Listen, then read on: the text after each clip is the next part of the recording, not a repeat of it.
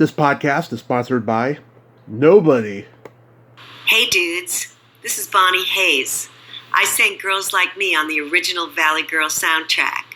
You're listening to Tommy Throwback Kovac on Splat from the Past. He fucking rocks. Hey dudes, welcome to Splat from the Past, the only 80s themed horror sci-fi show where things can get totally radical. Now today I am just so excited because I'm going back to the age of 11 again with VH1 The Big 80s. I will be talking to Mike Skill. Mike is the guitarist, and he has also been the bass player for The Romantics. You all know them. You know their classic hits, What I Like About You, Uh-huh, Hey, Hey, or I Hear the Secrets That You Keep, When You're Talking in Your Sleep. You know the hits, come on, When I Look in Your Eyes, all those great songs.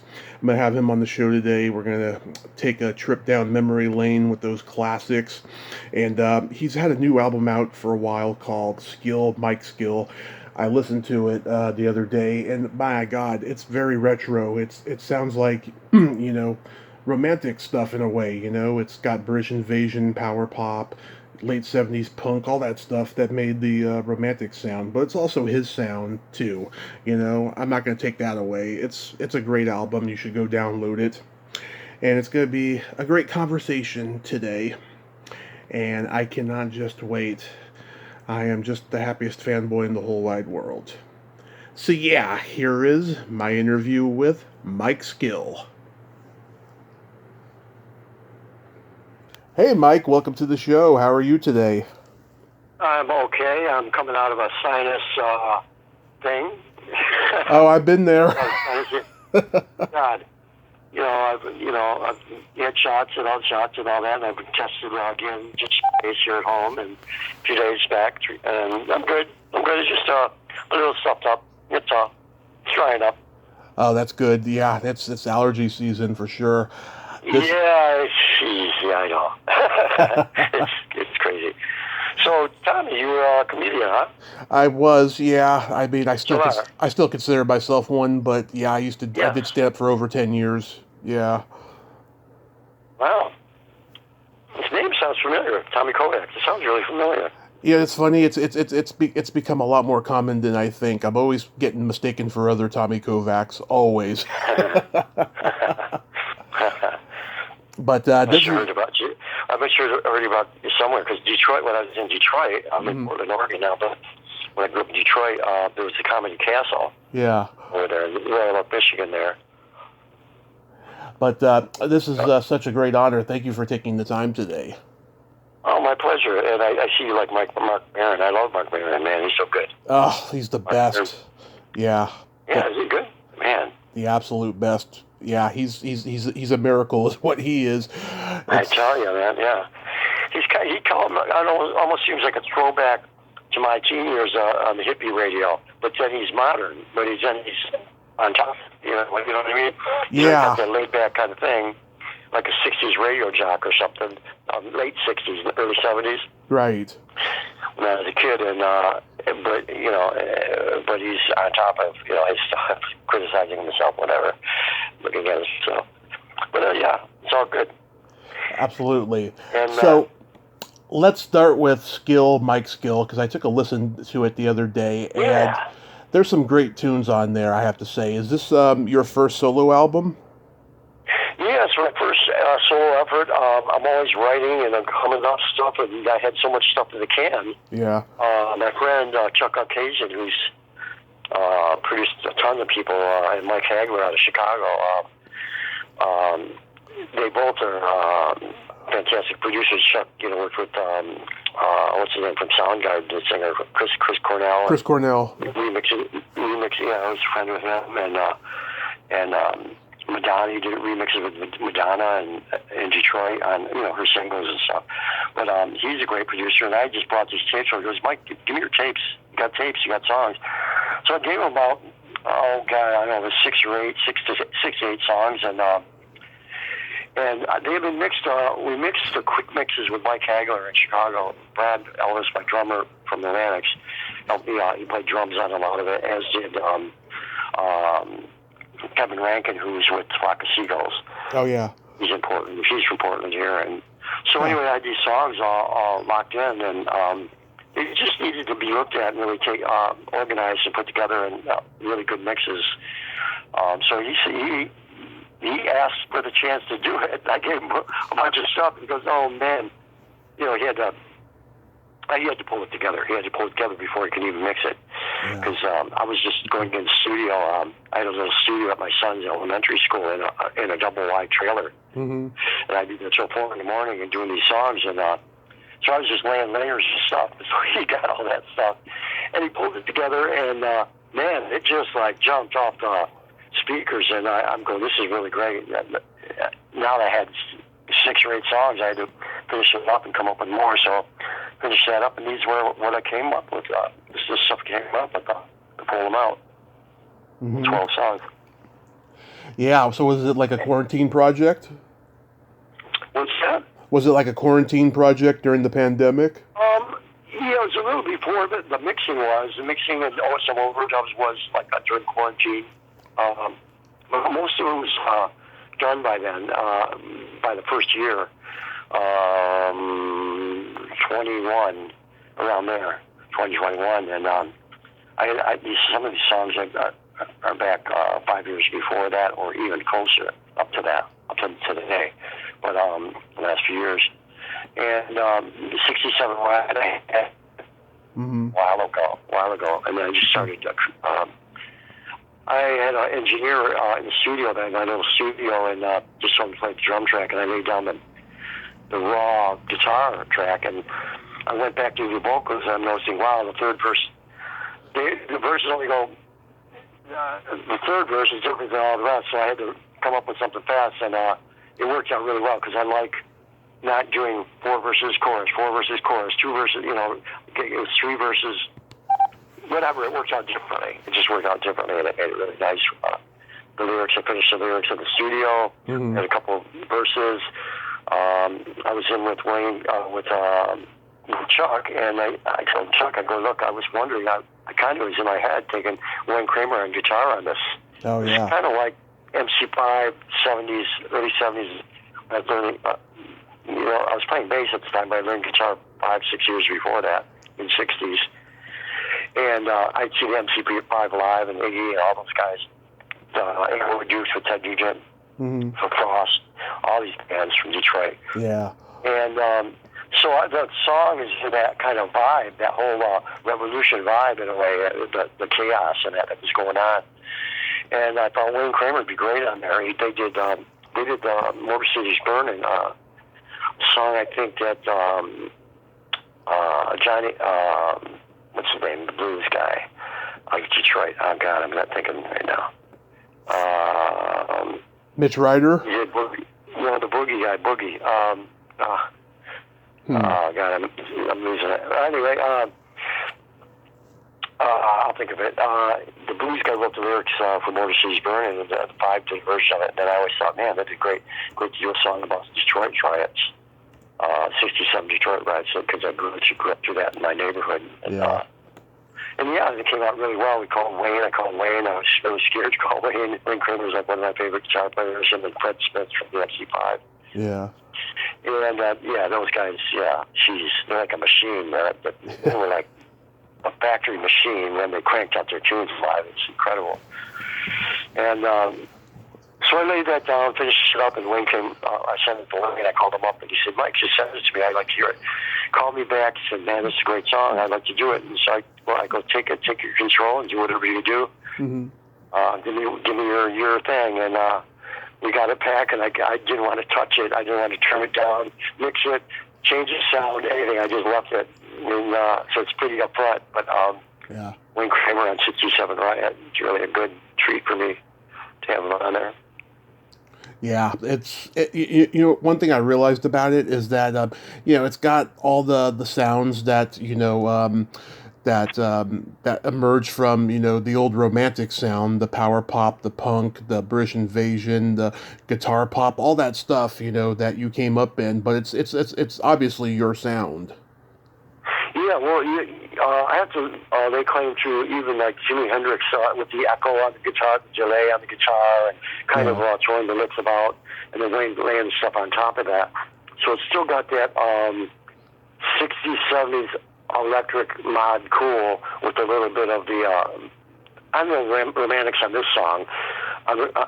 My thing with the romantic kind of sound is simple chords with unusual or odd or things that come to me that go layer on top of those chords.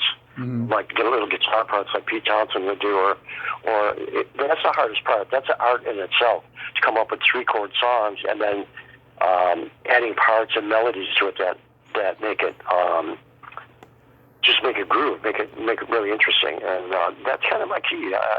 I've always, I grew up listening to Humble Pie and early Peter Green, Fleetwood Mac, and of course Beatles, Stones, but Animals. I love the Animals, and the Kinks were my big thing. That's why that's how romantics came together in a way, is because I go over to Jimmy's house and go, man, we can do this. I can write this stuff. We just need to get a couple more guys. And I'd heard. I knew about Flamin' Groovies, but they were still kind of erratic, and but they came out with Shake Some Action record with Dave Edmunds producing, and it was really pop, throwback to Beatles. And this is 1975, 6, I think. They were from Flamin' Groovies from San Francisco. And they went back in and they started doing this thing, and I go, man, I can do this, and the look and everything. And so me and Jimmy pulled together, and this is the whole romantic thing, how that came together. But that's my writing style. I mean, just mid-60s pop, hard rock, edge, Kinks, You Really Got Me kind of thing. And but this song has a lot of social commentary on it. It kind of just tells a story. It doesn't really say one way or another. It's just we should all get together. It's basically what it was. 67 Riot. We should all try to work better, harder at getting together. And romantics never would touch on something like that. Romantics would stay. It would be a girl, boy, in love, out of love. You messed me up. you hurt me. That kind of thing. So I'm kind of expand myself on some of this stuff. We got Your Rock and Roll is a tune I came up with. It kind of found it myself, I think in the 70s when Mata Hoople and David Bowie and T-Rex came around. Detroit was like a cavity. It was like a hollow hole of nothing going on. Yeah. All the 60s bands, I mentioned before, had either broken up or moved on. Ted Nugent was trying to be Jimi Hendrix, a solo artist, kind of front man, and he had one of the tightest bands in Detroit. Oh yeah, Amboy Dukes, man, incredible, and the Frost and all that. But and we got Your Rock and Roll. Detroit was like empty. Only was people going downstairs were people working at the public buildings, the police station, the gas building. All the others were falling apart, and no one's going down there. Only rock and rollers to Masonic Temple to see T-Rex. I saw T-Rex in Nazareth, and David Bowie with Iggy, and Mata Hoople. Yeah. In 1973 for the New York Dolls, Slade, Jay Gow's band was really took off in Detroit because after the High Energy Five and all those guys split. The energy and attitude of Jay Gow's, they had a simple, basic rock and roll thing that was all along the same lines. But anyway, Detroit was like a cavern, a cave, nothing going on, and we were the only ones downtown. And Detroit was just, I'd just go to my rehearsal studio, and we were trying to form a band. Me and Jimmy, we were just knocking around for about 8 years after high school, the Romantics. But until we formed Romantics, we pulled that out to get together, and we were always looking for that lead singer until Patti Smith and Ramones came out. Lou Reed came around again, Velvet Underground, because they were around early, like mid '60s and that. But and it gave you a vibe that you could do it too. You could do DIY. You could sing these songs yourself, and that's what we started thinking in terms of that, simple songs. I was playing bass. We were looking for a guitar player. No guitar player wanted to play those simple Buddy Holly type kick songs, Beatles, Animals, straight head chords, good melodies, short songs, Short solos, none of this vamping for 20 minutes on guitar or keyboards or whatever, drum solos. And then we've got your rock and roll. I was thinking in terms of California at the time, when all this glitter thing's happening, and T-Rex and that. California, the rock and rollers are hanging out with Alice Cooper's hanging with Phyllis Diller and Richard Nixon and who else? Golfing with all these people. They were mixing with the Hollywood elite, the Hollywood elite movie stars. Yeah, and then, so it was getting kind of like I'm sitting in Detroit, working my ass off trying to write songs. I'm thinking, we got your rock and roll. So I wrote "We Got Your Rock and Roll" kind of about that, and about the Starwood Lounge, and all the girls running around with have nothing on, and rock and rollers and the vampires, what they call the Hollywood vampires, were around back then. Oh yeah. Here we are in Detroit. We're struggling, with the car scene. The cars factories are falling, producing less cars. Japanese were making miniature cars compared to our limousines. All the cars were really long, 20 feet long, burning gas. And so Detroit was just going through a really bad time. Actually, the hard times that we're having now in cities, we've been going through since the 70s in Detroit. Mm-hmm. Nothing new. The tough times. Yeah. So I wrote "We Got Your Rock and Roll." That's what we bring to the game. Nice. We're not sitting in a club hanging out with the movie stars and that kind of thing. That's what it's about. Anyways, that's those two songs, and we did "What I Like About You," which me and drummer Jimmy wrote, and I came up with the guitar chords. And what happened was, Romantics got together, and I'm coming up with all these. I bring in. Always bring every time I came to rehearsal, I'm bringing in new songs, new ideas. Mm-hmm. But he goes to Mike. I like to do a song. I like like Ringo always had a song to do. I like to sing a song, and I go, okay, I'll think about that for a while. And, I'm thinking of a simple straight ahead chords, and of course EDA like Gloria, mm-hmm. that kind of thing. And at home on my backyard, I think. He came up to pick me up. My car broke down. I thought my mom drove me to rehearsal, but he said he picked me up. But I came up with the chords and a progression and kind of a simple thing. And he came by and he said, "Get in the car, come on, don't forget that song. Don't forget the idea." And fortunately, from 13 Mile Road all the way down to Detroit where we rehearsed, I was living with my dad. He had retired and moved out there to the suburbs. And I was still hanging in Detroit, but got to the studio and we're just banging it out. The other guys hadn't showed up yet, and in about 5-10 minutes we had the song. We had the verse, the way the verse works, the way the. When I was riding in the car, he goes. He seems to remember. I kind of remember a little differently, but he's saying, "That's it. You got it. Don't forget it. You got it. That's it." I'm humming it to myself. The chords went down, so I didn't forget it. Because it's so simple. Sometimes simple things. 5 minutes later, you're doing something else and you forget exactly how did I strum that? Yeah. Did I give an extra strum there or less strum? So it was really kind of like race to the studio and get there and jump on a gear and and that's what happened with "What I Like." I think he had the verse on the other side of the beat. Mm-hmm. And he sang it that way for like 2 or 3 years before we recorded it. But I had all the guitar parts down at the I was thinking like MC5 and hey, our Yardbirds sing hey in Over Under Sideways Down. Hey, bum ba yum ba yum ba yum bum hey, there you go.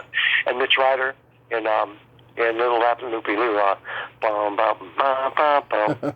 Hey, bum bum bum bum bum. Hey, and I just started saying hey.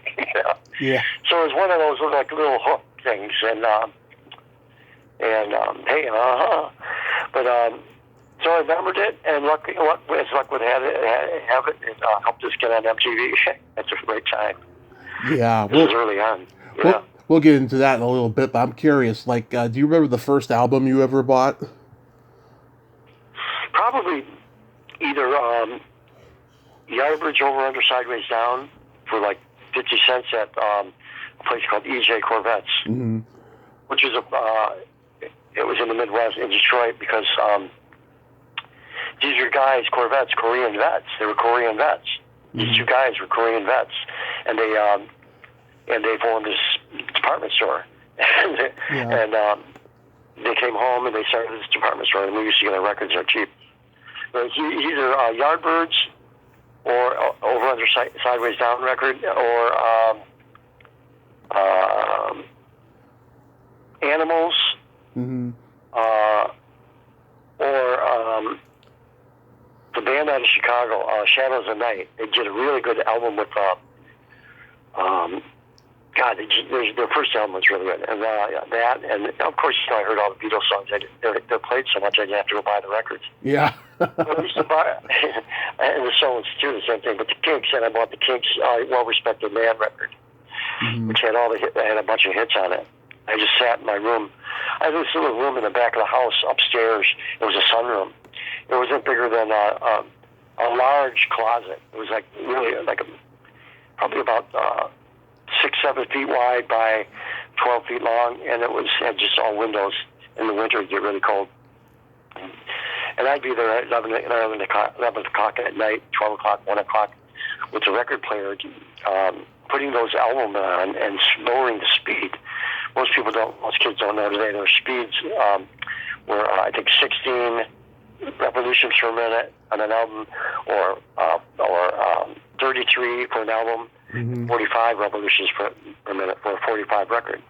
So I turn it from 33 down to 16 and learn the guitar solo slow, and then speed them up, learn it in chords and things. That's the way we learned. I didn't have money to go to guitar lessons like our kids do today. You just listen to the radio and play to the radio or play to your albums. So that's how I learned. So the Who songs, and yeah. How about the first concert you attended? First was I was about 15 or something. It was get this one, Ford Auditorium. It was $750. It was Iron Butterfly with they did Inagata Davida. Real long drum solos. Inagata Davida, and then the Chambers Brothers. They had Time, the song Time out, and then Sly and the Family Stone. Nice. And Sly was so good. Oh my God! Imagine Sly when he was still had it pretty together. So he was in the audience. The seats were right up to the stage. There was none of this barriers and all that. Kids just sat with most audiences back then sat with their hands crossed and watched the show and then clapped after the songs. No one left their seat. So Sly's coming in the audience with the keyboard and dancing with tambourine. It was incredible. Iron Butterfly was great. Yeah. Long drum solo. Chambers Brothers sang so good. Incredible show, first time. One of the best drum solos of all time, I have to say, on that song. Yeah. It was 1967. It was 1967. Wow. So then Sly had out, of course, he had Dance and Music on the next one that came out. I can't remember, Stan or something. Sly's a great writer, incredible producer. Yeah, he is. Yeah. So what age did you meet Palmer and all of them? Jimmy, I was with from after junior high school. I went to the same school he was going to. So he was a drummer, and I was starting to play bass. I learned guitar in the mid-'60s, but by the end of the '60s, I realized, there's a bass player, And so at first I just turned the tone down on the guitar and learned bass notes. I sat around the same time that Iron Butterfly show. I brought home. I've been playing guitar and learning all the guitar parts, Yardbirds and all that. But then when Sgt. Pepper came out, I got that record for Christmas. So I went in my basement that summer. My friends would come over knocking on the door, and I wouldn't answer the door. My mom, John, he's downstairs. He's playing music. I was learning every song on bass on Sgt. Pepper. So that's what my thing was. And then Cream came out, and I loved Jack Bruce. Oh yeah. So I was learning bass. So I played bass all through high school.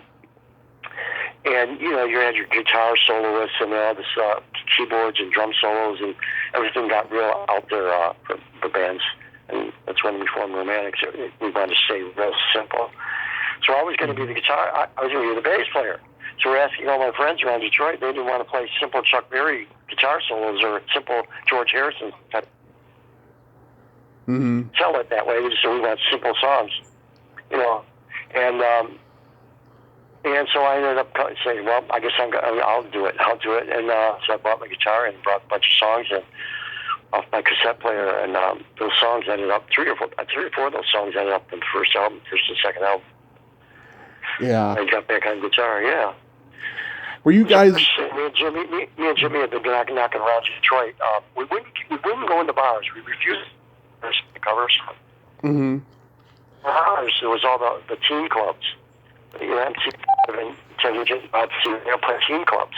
Mm-hmm. They what was it? It couldn't have been very much. $1.50. I don't know, whatever that's worth now. That's worth about $10. But just $10, $15 back then was $1.50. You could.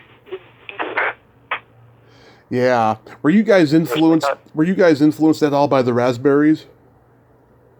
Not really. We liked that kind of style, but they didn't have the edge that Detroit bands had. Yeah. Detroit bands had that raw. They were really good. I mean, really great singers and great players, Eric Carmen and all that. It was just a little bit sweeter than we were into. We loved that raw, you know, early Bob Seger, and when he did 2+2, and he did all those other songs. The Young Rascals. Like, I hear a little bit of the Young Rascals influence in the Romantics music.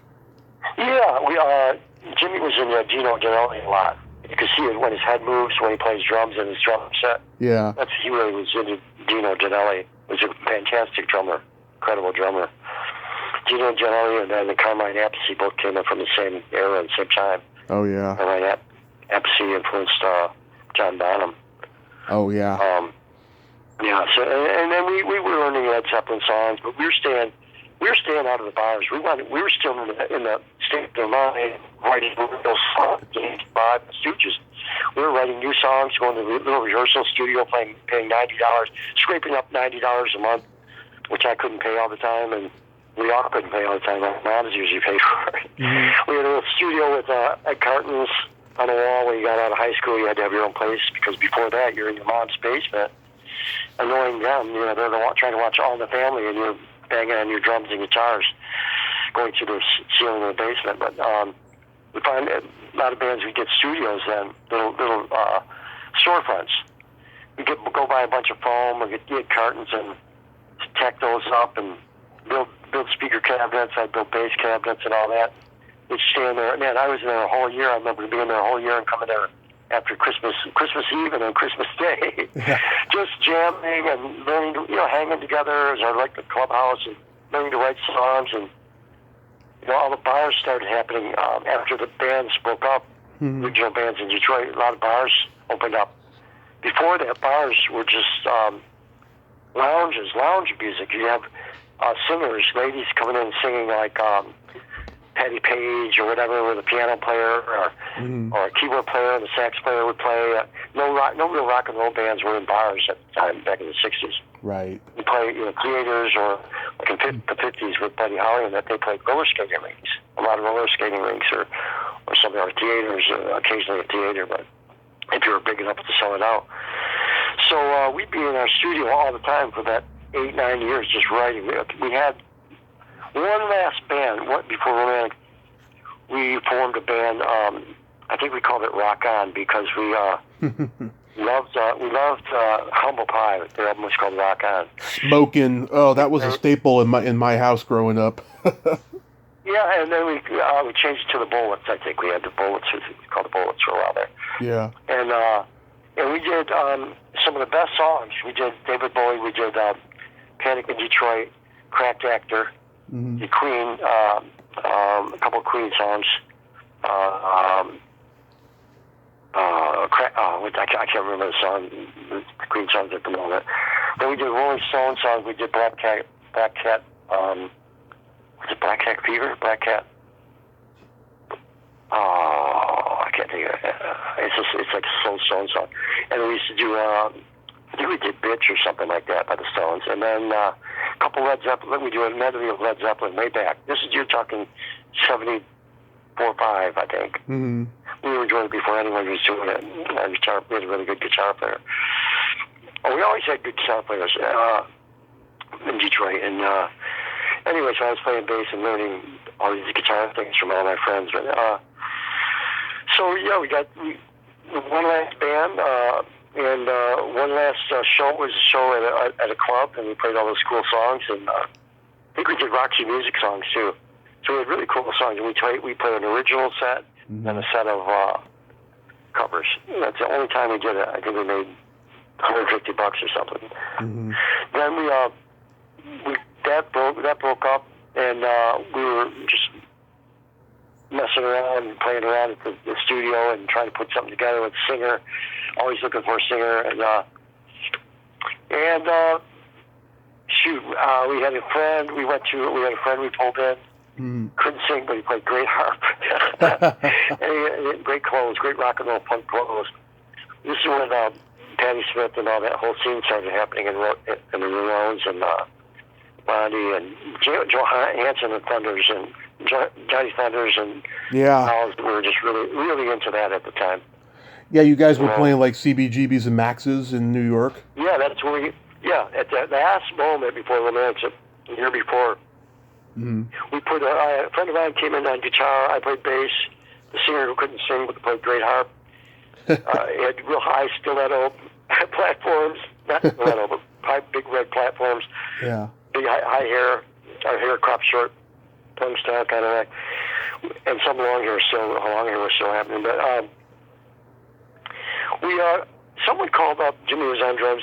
Me and Jimmy and two other guys, and we put together some songs. A friend of ours called Hilly, the guy called CBGBs, and he told us to come on in. We were going to play. Come on in, you get to do a set. I think it was on a Wednesday. I think Wednesday night or something. We left Detroit. Got a truck. We were trying to get a van. Someone's dad had a rental service, car rental service, but we had a truck rental service, and we ended up getting a big 16-foot box truck. Jimmy put his drums in. He had to have his platform. I always carry that damn platform where you put the drums on the platform and bolt them down so they don't move because he bangs on the drum so hard. So we get in the truck, get our equipment and drive and go get to Cleveland, and the truck breaks down. We're stuck for, I think, a night, and we got another truck, made it to New York, pulled in New York, set up. I think we got one room. We got one room for us or something, and the other guys stayed with their girlfriends or something. And anyway, so we pull into CBGB's, and it was like a really bad hard sound and everything, it's funky. But this is a place, that Patti Smith started doing poetry in, and Lenny Kaye and all that. And Moans were playing at Blondie, and it was cool. You walked in there, it's a nice stage, a funky stage, but a good-sized stage and bar on the right. And set up. Next day, we ended up playing, and let's see, we played, I know some gals were there. What's his name? Bass player from Dee Ramone was there. Sylvain showed up. I think Thunders was around there. A couple, it wasn't packed. Maybe 25, 30 people. That place only held about 85 people anyway, but 100 people maybe. But we played our set, it went over, and that was that, We broke up after that, came home. I think the singer sang, hardly could sing. He played great harp. We were in the back. He's in the back room. He did. The toilet that's CBG's have a toilet for a dressing room, and the dogs always poop back there, so everybody stunk. But we're back there, and I think Dee Ramone came back, and our singer was there, our harp player, and he said something to Dee. She goes, "Now I want to snip some glue," and he pulls out a stiletto and tips it, and the knife blade comes out, and Dee's in shock. And he was just playing games, but I don't know. Dee ended up leaving, and we didn't get to talk to him or anything. We kicked the guy out. We told him, "Man, you messed it up for us. We're trying to make friends here. Here you are starting stuff." So anyway, we made it home, and that's the way our trip to New York ended. I remember Sylvain. I met him later on. We met the Ramones. We toured with the Ramones later on, and Nice. You know, Thunders. I used to see Thunders all the time when I came into Detroit or we were in New York. Hey, Skilly, hey, Skill. You know, you always say, hey, Skill. Yeah. All those guys, man. It was just a great time, and it was a great time to just be running around playing music. And came home, and the Jam photo came out on New Musical Express, and I saw that it was 3 guys, short hair, black straight-headed pants, Yeah. little jackets, little ties, white shirts, black and white shoes. And I'm going, man, they look so good. And then the Flamin' Groovies record came in, and they had almost the same thing on. We go, man, I go, check this out, Jimmy, check this out. This is the look, man. This is the sound. I can write this. I can play this stuff. And we had met Wally sometime in the past before that once. Yeah. And somehow I heard he was playing somewhere. I got it written down in my journal somewhere. And I guess he was a singer, guitar player, real simple. And he was playing at a Polish hall in Polish town, Hamtramck, Michigan. Cool little area. And I went over there and saw him, and he was pretty good. And I had his number from a long time ago before, and I told Jimmy I was going to call him for to come over and audition.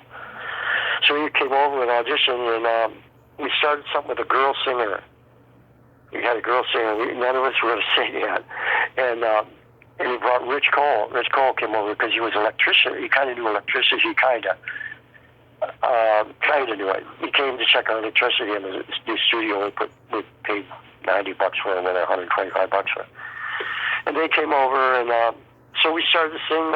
It was kind of like along the lines of Patti Smith meets Iggy and Stooges thing with a girl singer. She was called DB Detroit. Mm-hmm. And it lasted for about 2 or 3 months. And we had to get rid of her. She couldn't sing in key. She was a cool chick, looked good and all that. She was doing like a, actually, you know, she was real raw, real straight ahead. We were just writing, droning songs, and she would go off, and it turned out really good. It was kind of like a Patti Smith thing, but we formed Bill Mannix right after that, called Wally, and we auditioned, and we got together, started, I brought the songs in, and that was that. Really, great guitar players in Detroit. I mean, all the way back, and a lot of them just played through a Marshall or a Trainer amp or a Fenders or Silvertones and just turned them up and never used pedals. They still don't use many pedals, maybe just distortion. But this guy, Bobby East, was my guitar player for one of the bands. He's in a band in Detroit. People want to look him up from called the Reefer Men. And then this Robert Gillespie guy, this guy I played with at high school, me and Jimmy in his mom's basement. He just passed away. I just did a memorial for him in Detroit. Mm-hmm. These guitar players, I was learning a ton of stuff from them watching while I'm playing bass. So it helped me move up from like surfing kind of type guitar into like a British blues, more of a British blues, beyond Yardbirds, or like John Mayo Blues Breakers. Anyway, so we did. Yeah, that's how that all came about, and a friend came over, that guy that passed away, guess right not too long, a few months back, he was reforming the MC5 with Rob Tyner, and he came over, heard we had a band, and he came over, we're still friends with him, he says, look, we're doing a public,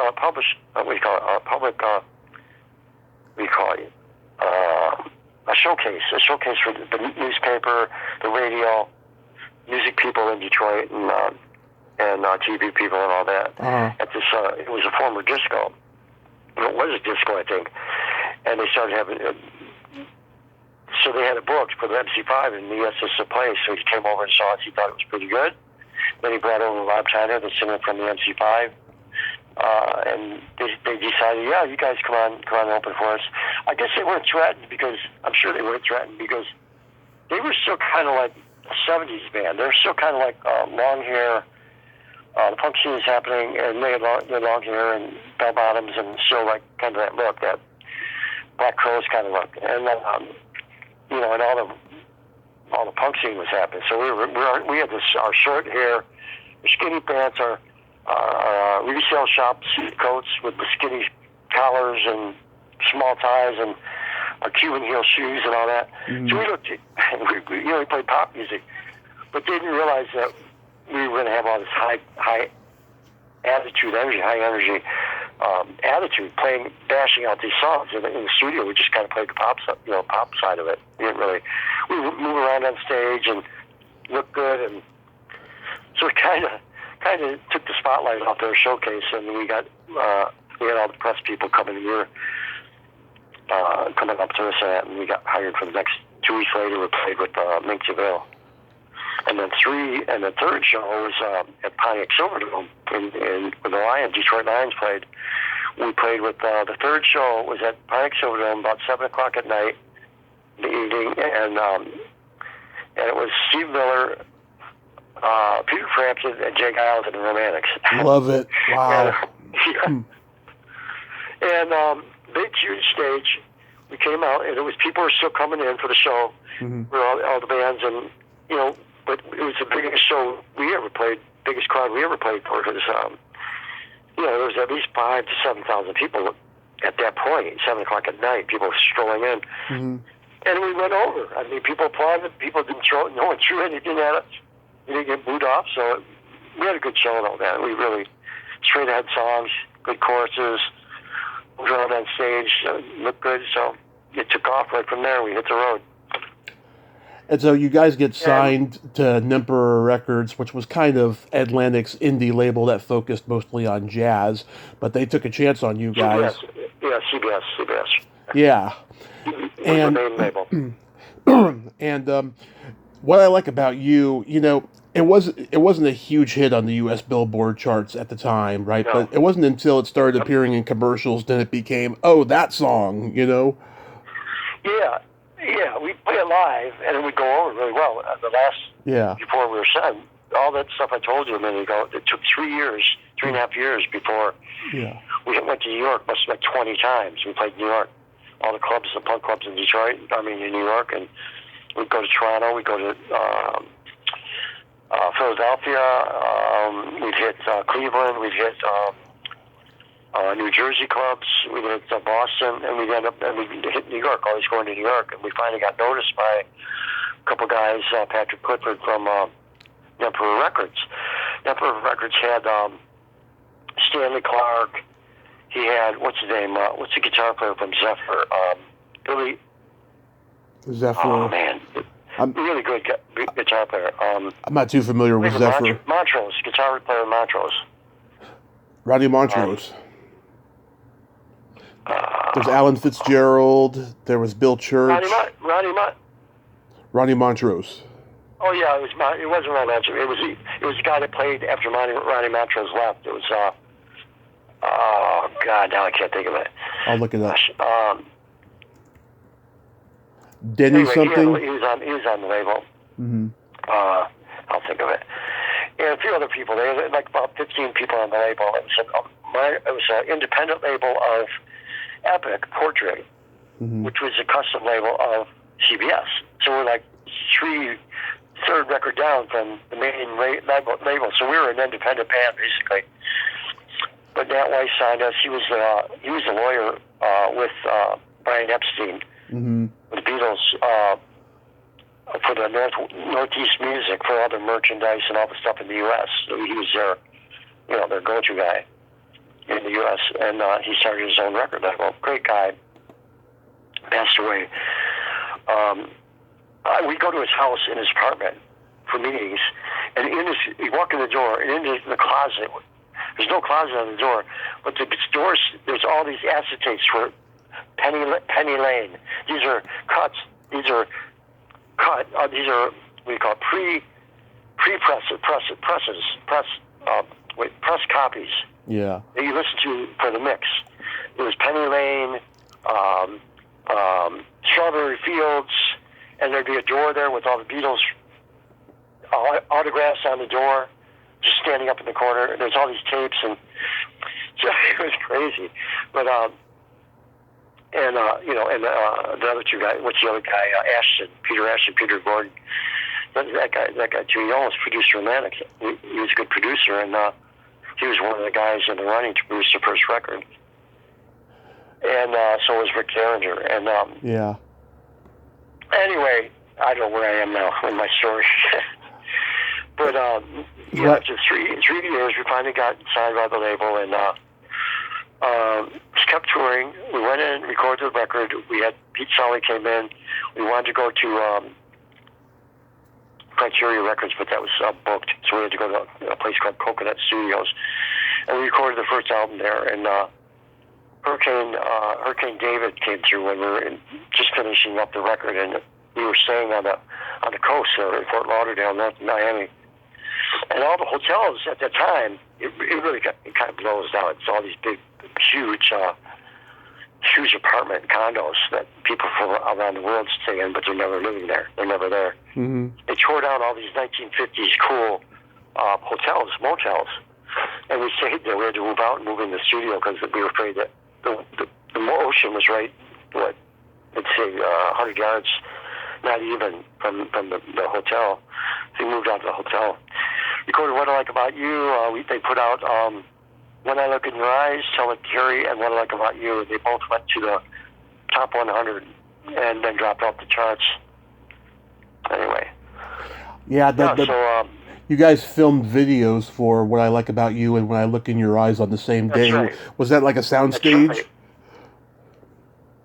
We did it at, we were touring. We were playing, I think we were just before the second record, National Breakout, or just before it, or just as it came out, I can't recall.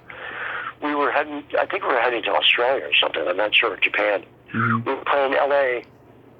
At the Whiskey A Go-Go, and, In L.A. And, I mean, the coolest place. Yeah. And, the Doors, everybody played there. Johnny Rivers. Buffalo Springfield, Johnny Rivers, everybody. Yeah. Yeah, Neil Young, he was on that stage. And all the girls used to dance in those cages. Yeah. When we got there, they didn't have that. But, so we were playing there, then we got a call that these guys from Holland, this is where our management really screwed up. Yeah. We get calls from Holland, France, and Germany that the records that What I Like About You is running up the top 10 charts. And these guys in Holland, in the Netherlands, the record's going nuts, and in Canada as well. And so they called, they wanted to do a video, and they said, we'll fly over, we can come, we told them to come over to Whiskey A Go-Go, we'll do a sound check, and then we'll play the song. So that's what they did. I'm sure we only spent less than $5,000 to rate the label. With not much after that. Videos were $40,000, $50,000, $60,000, all the way up to $100,000. These guys came in, and I suggested that. I always had the suggestions, getting them turned down half the time, but Spark. I go, look, if you can make it look like a raw kind of Detroit MC5 version of Hard Day's Night, make it look like we're playing live, close up on the hands on the guitars, close up on the shoes, the clothes, the drums, and then a little bit farther back, maybe 6 feet, and then farther back in the crowd, in the audience, and that's what they did. So they did, like in an hour, we did 2 songs, What I Like About You, When I Look in Your Eyes, and done, gone, and we had that, and I don't think MTV was around quite yet until the next year, so we were over there, it probably was in the fall, or late summer, and then by the next year, MTV came out. Mm-hmm. So this video was for Europe. And in Europe, they were still playing videos like in the 1960s. Yeah. Who would do a video for... the Beat Club. For the dance, they said those dance shows. Yeah. Yeah. And so that's what this was for Europe. And unfortunately, our management never put us in England, Europe, France, anywhere. Germany, we never played. It was a big failure. I mean, they pulled us out of... we played all of the United States on the first record and Canada, and that was it. And then they told us we got to come up with a second record after 3 or 4 months, which was the craziest thing. Mm-hmm. Should have been over to Europe. They didn't want to spend the money. It was going in their pocket, probably. And And so that created a lot of turmoil. That created a lot of hassle, and I was questioning our pay was still the same pay we're getting from on the road earlier, $275 or something. I'm starting to question, where's royalties? Where's our money? And management's getting a little. And I was always the punk kind of spark plug, like, here, let's hear this, man, let's check this out, look this. Mm-hmm. Anyway, so I was thrown out of the band. I was fired. I think I pushed a few too many buttons, probably, but I was always the one bringing in the songs, the song ideas, the melodies, guitar parts. It just. So I was fired, and then they went and put out a record on. Without you. After that, we managed to have 2 records out.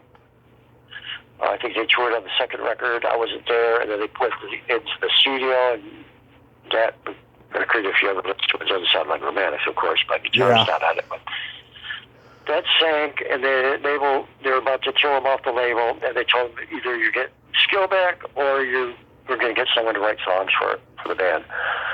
So I got the call. It was about a year and a half later, and certain things were arranged and put together, and I still didn't get my royalty statements, unfortunately. And I figured I'd work that out, but anyway, never happened. But we came together, and I changed the songs and played things, a whole new attitude, and came up with In Heat record. So. Yeah, In Heat has the biggest hit, Talking in Your Sleep. What was the genesis behind that song? I had the bass. I was playing bass, and because I played bass back in high school, I loved James Jamerson and Jack Bruce, and James Jamerson is a bass player on all the Motown songs. Mm-hmm. Him and Bob Babbitt, and there's another guy too, which I can't think of his name at the moment. But I liked that. I always liked that, and I was listening. At the time, when the first 2 Romantics records came out, it was a whole punk, raw, do-it-yourself scene. It was really like, get in the studio, lay the songs down, leave them that way. Don't gloss it up. Don't double-track a bunch of guitars. Just go in and leave the rawness and the way you are on the record. Mm-hmm. So when I was out of the band for a year and a half, I was listening to a bunch of new, Duran Duran's coming out, Spandau Ballet, Squeeze, of course, Elvis Costello, Nick Lowe was big on my list. Nick Lowe, all those XTC. I loved XTC. Yeah. And it was before all the other stuff, U2 and all that. It was still soul and still raw. It was still raw.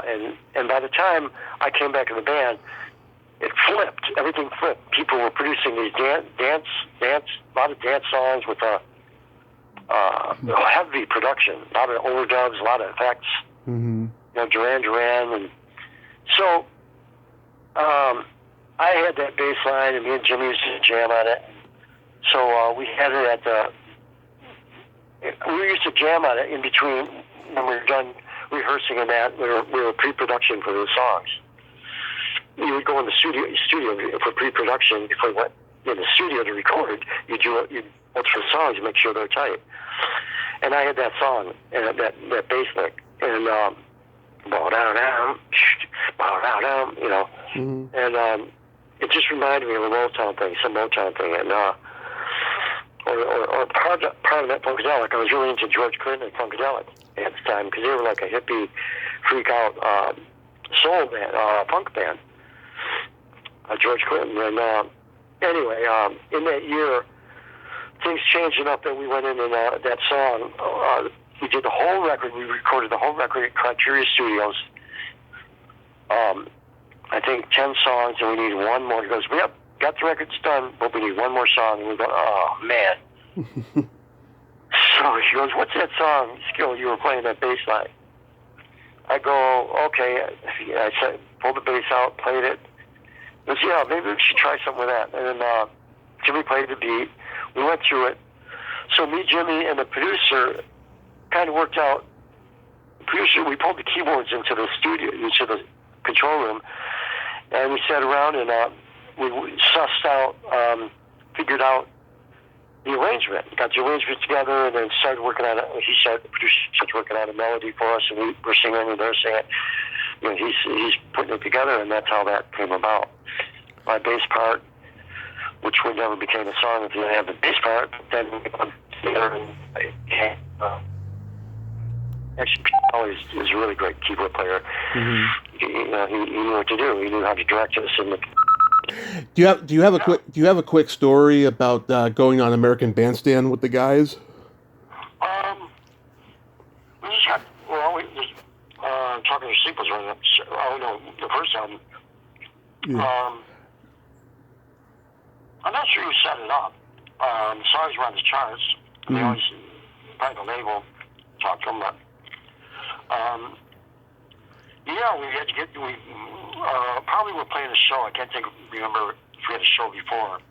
We went out there and we got up like 6 in the morning. We had to get up 6 in the morning. Mm-hmm. We'd be there at 7, so we'd be all ready to go and go on there. They had it really together. You had it really together. Jay Clark and his wife. His wife was really instrumental in keeping it all together. Yeah. No, it was really cool. He hypes up the crowd. I brought a double neck 12-string, a 12-string and 6-string. It's huge. I look at it now, and I'm playing this double neck Rickenbacker, and for when I look in your eyes. But yeah, and then we came back and did Talking to Sleep and Rocky. I think Rocky Up. Yeah. A few years later. Because I can imagine. I mean, that's every musician boy's dream to go on that show because it's been around since the 50s. You know.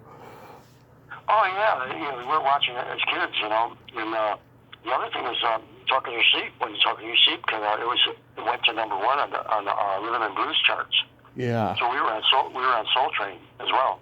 Oh yeah, and Solid Gold, right? Solid Gold, yep. And this other one, something the rock show or the rock something with oh shoot, what's his name? Comedian. Midnight Special. There was Midnight Special. There was Don Kirshner. Yeah, it wasn't Midnight Special. It was the guy who was on Taxi. Andy Kaufman. Yeah, Andy Kaufman. Oh, was it Fridays? I think it wasn't Fridays. Oh. I don't think. Maybe. I'm not sure. I'm not sure of the name. How come you guys didn't go on Saturday Night Live? Because a lot of your contemporaries did. Well, yeah, I think we were asked. I think we had it lined up and we were going like to either Australia or Japan. Something got in the way of it. Mm-hmm. At the time. I think, yeah. Because, yeah. I mean, she had nothing to do with it, but Jimmy's cousin, I think, or second cousin worked at the show. Mm-hmm. But all the label had to do was call up. But, yeah, it would have been nice. This is another one of those manager things. Yeah. So do you have anything upcoming? Any live shows or anything, or new music? I just did a benefit for Christmas for the homeless in Detroit. Really great show with the guy, my friend from Sponge, Vinny, mm-hmm. and a great guy, and did that, and then a memorial for my friend that passed away. A lot of guys from Ann Arbor and bands around Detroit, and did that. I was in New York. I played. It's kind of like the new CBGB's, Bowie Electric, or whatever it is. Power Volume. And might go back in April. I'm back in April, and I got some other things lined up here. Yeah. So that's it. But we released 6 songs on my solo thing. It's called Skill Mike Skill. Yep. I released Carrie Got Married, which is kind of a Who song. Mm-hmm. Really good song. It is a good song. Brad and his wife wrote it, and I had they didn't have all the guitar parts like I do, but what's that? It is a good song. I liked Carrie Got Married. Yeah. Carrie Got Married. I decided to do that, and Not My Business. That's a good one too. Yeah, that's a really good song, and My Bad Fruity. That's a good garage blues rocker. And then 67 Riot released that. Without Wayne, and then with Wayne Kramer. And then I did put out We Got Your Rock and Roll, what I was talking about before, and a song called Soul Alone, which is my attempt at a soul kind of soulful movie, Velvet Underground. I don't know. It doesn't sound like them, but it's a soulish kind of song. So it's got the groove. And then What I Like About You, I did that. I had Brad do the drums. He laid drums down when I was in Chicago, recording for some of these songs for Carrie Got Married with Mike Hagler, King Size Studios. Great producer. Great producer. When we finished, I had Brad do a few drum tracks for a few different songs, and I dug this one up. And I was waiting all along for Romantics to do. I was ready to go finish the song and put it out so we could have a 40th or 41st anniversary, or 40th anniversary, and it never came to fruition. So I go, well, you know what? I think I'm going to put it out and have a 41st edition, 41st anniversary of the song. So, so I put my vocal on it. My son recorded my vocal. I pulled out the amps, my amp, the same amp I used on the song originally, and it's on it, and it came out really good. I give it to Chuck Kazin, and it came out really nice. It turned out really good. Nice. When I come out, and then those songs are available on all the digital streaming sites. All mastered by Scott Hall. Mm-hmm. They're available on Spotify, Apple Music, iTunes, Bandcamp, SoundCloud, iHeartRadio, Music, and Amazon as well. Yeah, I listen to it on YouTube because I can't stand apps. I don't go on the apps to listen to music, so I always go on YouTube if I can find it. Yeah.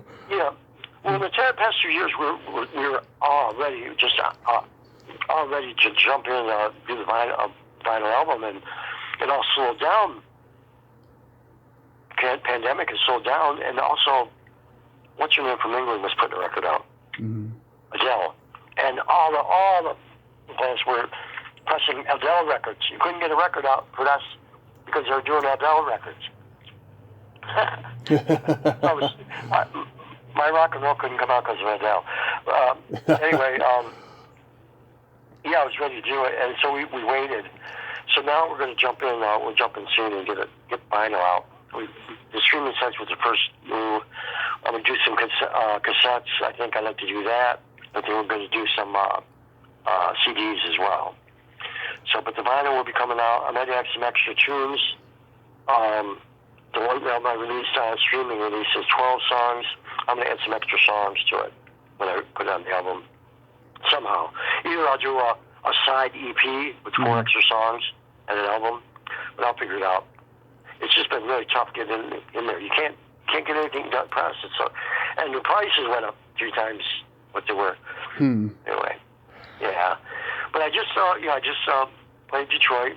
I'll go out to New York again in April, I think, and I'm looking at Vegas possibly and LA possibly. So we'll see. Yeah, it's been really fun. I mean, it's just so fun to be able to play with pulling guys I know in Detroit, and just I played a lot of guitars on it. I just had a couple drummers from Portland. That would be Kevin played on it, and Brad Brad Elvis played on it. So yeah, it's just been really cool. It's really fun. Even through the pandemic, releasing this stuff, release some more. Yeah. Awesome. Thanks for having me, man. Absolutely. By the way, congrats that you guys got into, what was it, Detroit's Rock and Roll Hall of Fame, but I hope you guys get into the actual Hall of Fame, because the Go-Go's, Duran Duran, all those new wave bands are starting to get in, and I love it. I hope the Romantics get in. Sure, that'd be nice. That'd be really cool. And what was I going to say? I was going to say, it says there isn't a record that you don't know about. When I was growing up, my dad had vinyl records. I collected CDs, I've always been a music buff just as much as a movie buff, even though movie is more my, thing. I know a lot about albums as well. Very cool. Are you on YouTube too? Some of your shows? Just my podcast is on YouTube. Oh, cool. I've got I won't go into that. My friends, I got a couple of comedian friends who are breaking in, trying to break in. There's a band called, if you haven't heard it, I bet you haven't, The Creation. I've heard really a bunch of different bands with that name. I know that there was a blues band in the '60s from Japan called Blues Creation. Yeah, this is Creation from England. The guitar player plays before anyone else did. He played with a violin bow. Oh, okay. And he got asked. He actually was asked to join the Who. But there, all that whole kind of sound is kind of that Who kind of Yardbird sound.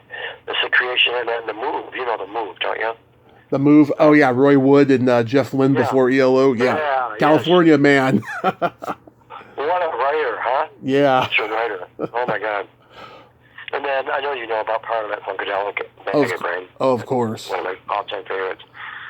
Yeah, I just want to bring those up. And Bob Seger and the Last Word and the Bob Seger System. Are you a Grand Funk guy? What's that? Are you a Grand Funk guy? Oh yeah, man. They were great when I was first learning guitar. I saw them in 2001. Don Brewer was the only original member. Yeah, I know. Doug, what's his name? Singer. Mark Farner? Yeah. He's still an incredible singer. He's an incredible singer. Mel Shocker started out in Question Mark and the Mysterians, and I had Question Mark on here. He is a force of nature, that guy. Yeah, he what? He had what? That guy is a force of nature, Question Mark. Yeah. Yeah, he is. He's a personality. He's really I spent over an hour with him the week before on the phone talking, and he was taking me into about 1 million different places. And then when we actually did the interview, he went on a half hour unrecorded, and then he said, "Okay, now we can begin." Well, Detroit had such a, like I said before, the Detroit had, I think it was everywhere in the Midwest. These bars were just for pop songs, like guy singers and piano singers, and they'd have piano bar singers, and they'd do all the classics, Patty Page and all that stuff, and Bing Crosby and whatever, and then they do their New Orleans bands. They have New Orleans banjo bands, that kind of thing. Mm-hmm. But then, because all the rock clubs had closed down, and all the little rock teen clubs. Mm-hmm. Bob Seger played this teen club, The Hideout, and I do a song called Friday at the Hideout. It's about that. Mm-hmm. But they were packed. Every week. I couldn't get into the Grandy Ballroom, was where like Stooges and Five played, MC5. I couldn't get in. I wasn't going to, but I didn't have a car. I didn't have a job. I was 16, 15 years old. Mm-hmm. And I'd be waiting to ask friends, older friends, what happened? We'd ask to find out. My little band, I had a little band at the time in junior high school, mm-hmm. High Tide. And we'd ask people that went, what happened? What did you do? What happened? Iggy put something, a vacuum cleaner hose down his pants or peanut butter or something. It's crazy. It was such a good time growing up with music, Yeah. High energy rock and roll. I'm from the Bay Area, so like I grew up on all that 60s psychedelic stuff, and so my dad, he was buying all that shit when he was a kid, so I listened to Jefferson Airplane and The Dead and Santana and all that stuff. Yeah, Jefferson Airplane is a great band, and the girl from Oregon here, Portland, Oregon, was in it for a while, and she left on the first album, but. When I got signed, I can't think of her name at the moment, but and what you call it? What's it? Big Brother and the Holding Company. Oh my God! Oh, I know Peter Alpin. I've had him on. Oh man. Yeah. The guitar player was the other guitar player was from Detroit area. Oh, okay. I can't think of his name. Maybe Greg something or Gary something. Yeah. He was with her up until they took her band away and just gave her an LA band. That's when... Signe Anderson, she was the one you're talking about. Yeah, that's right. Yeah. She's dead now. Yeah, and early... I I'll admit it. I like early Grateful Dead. I like it. And, you know, just the guitar playing, it's just fun stuff. But it was more like Ann Arbor, Michigan was that kind of scene, same as San Francisco. The San Francisco scene was in Ann Arbor. Yeah. And then Portland, it was like heavy duty on that too. So, you know, the whole counterculture. Yep. When Jimi Hendrix first came out, my mom bought me the record. That changed everything. Yeah. We got all these audio snapshots now because that's all that's left. You know, it's a different time, but it's timeless. Yep. You know. Yeah. Yep. Mike, I love listening to your stories. Thank you so much for coming on today. Well, thanks, man. Thanks. Tommy, I hope I didn't bore you any. And No, not at all. I can't tell one little story without it connecting to the next story, and then it just rolls on. I just, and I'm really enjoying doing what I'm doing now, and Yeah. I get to go in and do the studio and play all the parts of the songs the way I want them. I don't have to listen to a producer tell me. Yeah. Whatever, it's just fun. It's real good. I hope to see everybody out there and on the road. Just take it easy, man. You too, man. Have a great day and be safe out there. Hey, call at any time, and when I get the next song out, we'll do something if that's okay. Let's do that. Yeah. All right.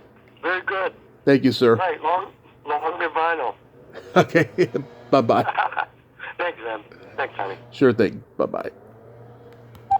Well, there you have it. Mike Skill. Ain't he a cool dude? Nice guy, huh? Class act, true gentleman. I love talking to him.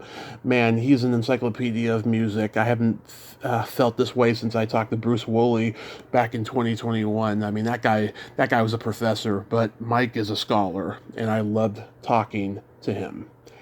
Well, until next time, this is Tommy Throwback Kovac saying there's no shame in living in the past because the present sucks. Later, dudes. It's what I like about you.